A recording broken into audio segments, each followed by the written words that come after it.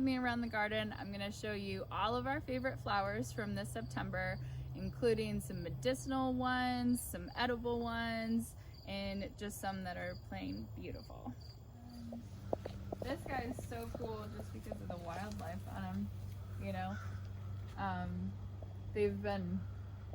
There was a yellow finch here that was a female yellow finch, and she had brought her 3 babies, and they were just hopping around, and she was feeding them from the dried sunflower seeds in the heads. It was really sweet.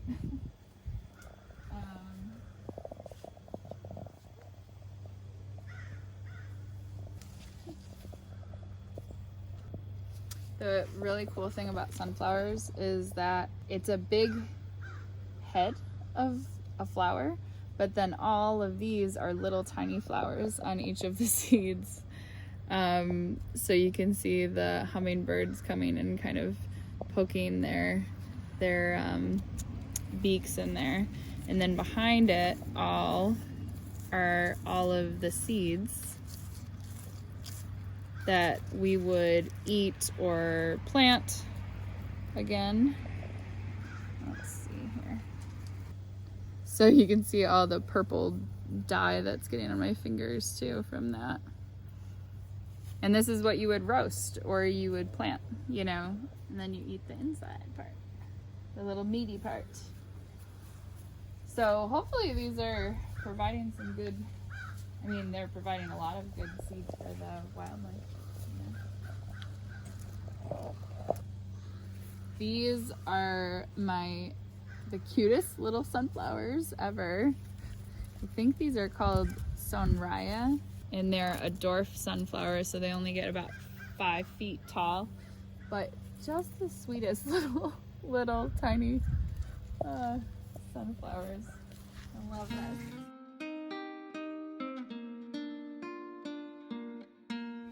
This view of the garden is probably my favorite this year, just because you can see like so much color and diversity within the flowers too, in different kinds of flowers. That's like something that I was interested in this year. So you have some that are these big giant showy flowers, but then you have like smaller orange ones here, and then some that are like the chive flowers over there that have this umbrella flower and with lots of different ones on there. And then there's things like mint, like the kind of spires that come up. And I like all the kind of diversity that we created with all of them.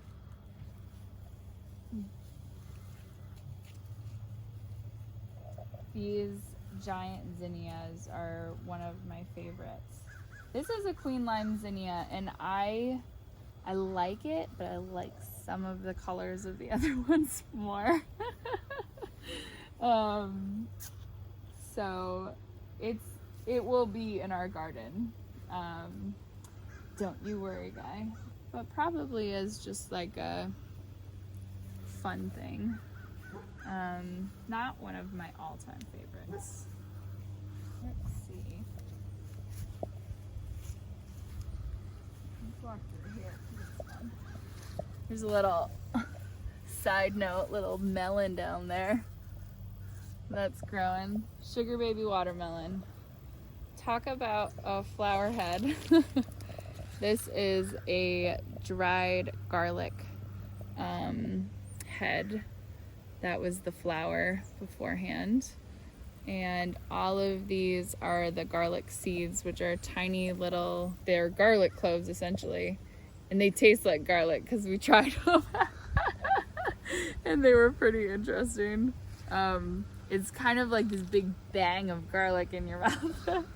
More concentrated than the actual clove are. So through here we've got so much. I love that the giant zinnias get this, like, they kind of feel like teddy berry to me or something, how big they get. And this one is a Buddha's Hand Cosmos.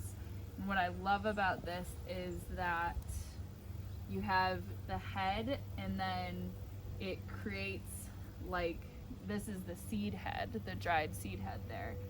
So all of these are seeds, and they kind of can crumple off in your hand. And this is what we planted before. But really what I've been doing with it is I've just been like throwing them back in the bed and just being like, we'll see you next year. and we'll save some too, but it's fun to, you know, just throw it back and see who volunteers. Over here, we've got a few things. This one is a Merlot scabiosa, which is so pretty, and I'm so glad it came up because I thought I planted it too late. This is a Prairie Sun Rutabekia, and there's a really beautiful one towards the front that gets a little bit more sun. So that's really awesome. And I think the Rudbeckia is perennial. This one is Brady's favorite, the Cosmos. And they have just totally spread out in this bed. Everything has spread out at this end of the bed. So it's pretty funny. All right, let's climb through here, shall we? These are really cool straw flowers. They're, what do they call them? Peach. I want to say peach sunrise, but that kind of sounds like a cocktail to me. So I'm gonna, but I feel like they're peach something straw flowers. And what's very cool about these, I've never grown these before, but I've seen them at different displays and stuff. I love this little crown that came out, but what's really cool is the sound. They're so papery, so you can hear the sound of them, and they're very strange. It's a very specific sound.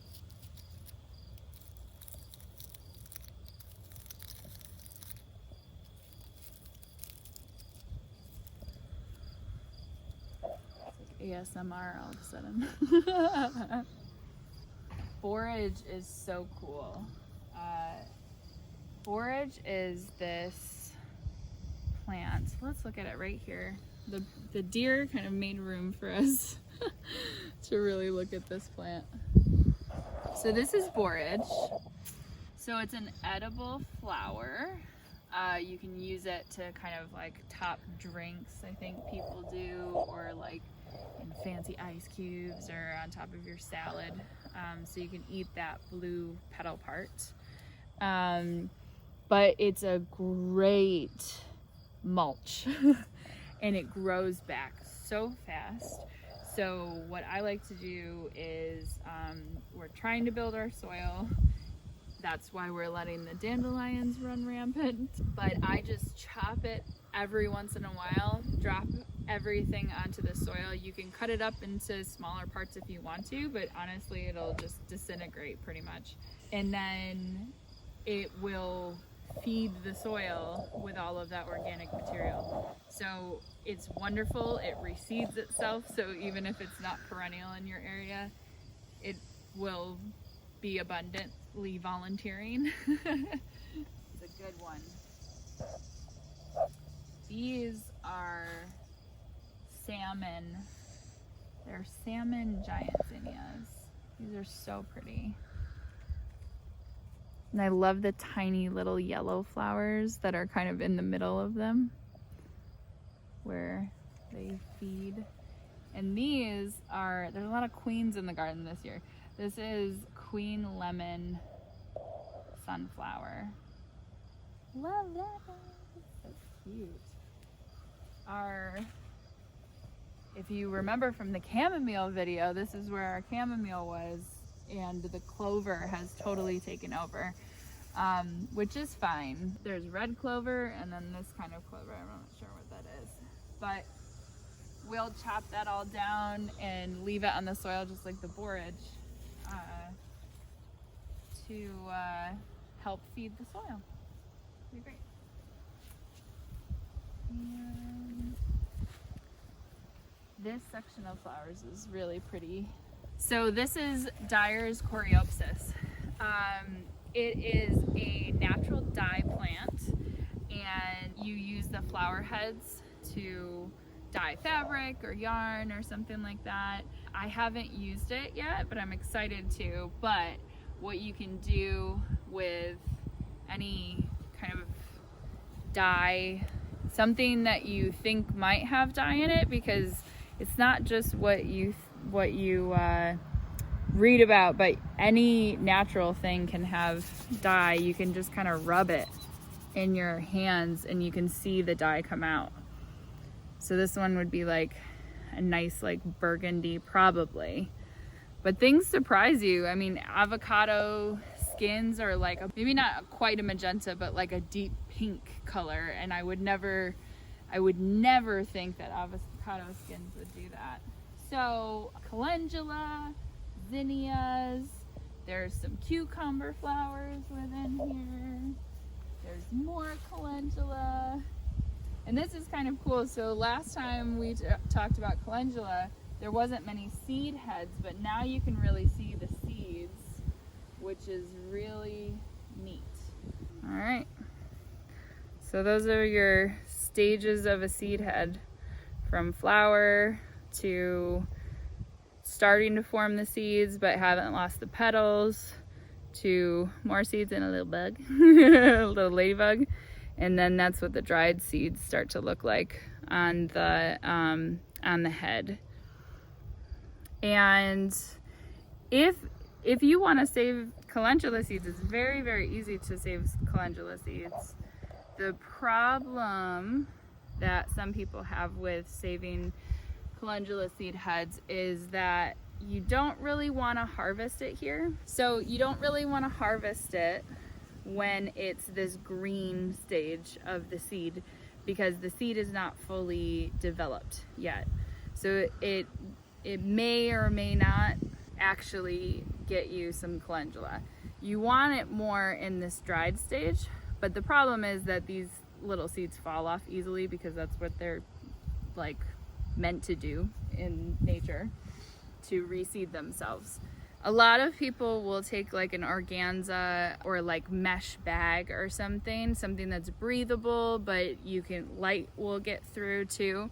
They'll put it on and tie it around the head or the neck right there, so that it catches all of the seeds. That way you can just cut the stem below and then kind of dump the seeds out, because you can see how easily they come off.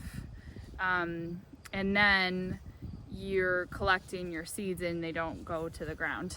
And they're kind of funky little, they look like little octopus legs to me, almost like little curly octopus legs. All right, so moving on. More of the queen lemon sunflowers, and then these ones are called evening colors. Oh, and Peaches currently is scavenging. She just found out that she likes the pineapple ground cherries, so she's looking for those right now. So this is what I was talking about, and this is a great, you can see the bees love mint. Oh, look at this big guy. Hi, bumblebee friend. Oh, he's loving it. Okay, so this is thanks, Peach. So this is kind of what I was talking about with the spires of that's what I'm calling them. I'm not sure if that's the correct term, but you know, these like stacks of flowers like this. If we can get different shapes of flowers in the garden, that's really what I'm looking for, because different bugs will be attracted to different shapes. So we're trying to increase as much diversity as possible, and birds and hummingbirds, and you know, So if we're trying to increase as much of the biodiversity as possible, we want to increase the amount of diversity of shapes and smells and colors and all of that. This is the Prairie Sun Rudbeckia that I showed you a little version of that doesn't get as much sun. This one gets more sun, and you can see it's like loving being right there. I don't know if it's perennial in our zone, but I'm hoping. We'll see. And then right next to it is Nasturtium.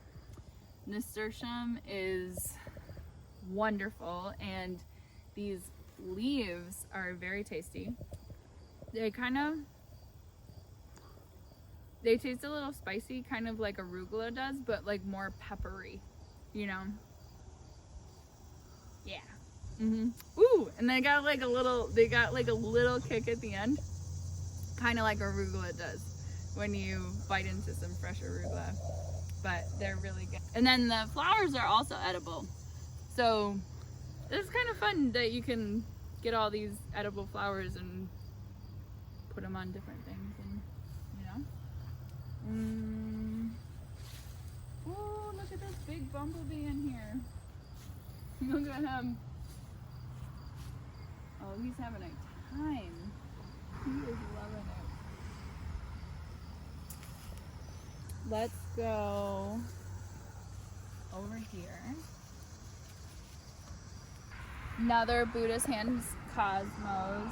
This one got a lot bigger because of the sun. Just a little less afternoon sun up there, which is very fun. I love these. I don't know if we planted these last year and they reseeded or something, but I don't remember planting orange ones, and we had big giant orange ones last year that I just was like, I love them so much. They're so pretty. Let's see. Marshmallow. Marshmallow is a medicinal herb and a very pretty little flower with purple on the inside there. They're like very soft, fuzzy ones, and they're really, really sweet. Love that. So I'm excited to work with that one too. And over here, this looks like chamomile, but this is actually Feverfew, and like the name implies, Feverfew. It's a medicinal herb that reduces fevers. I'm not sure how to use this one. I'm assuming it is the flowers as well, and we have it planted around a different place, but this is a great example. Look, this is chamomile, so it looks so similar, but it's actually, you pay attention to the leaves instead of the flowers on that one. So yeah, I have one last flower to show you, but it's very unexpected, so follow me.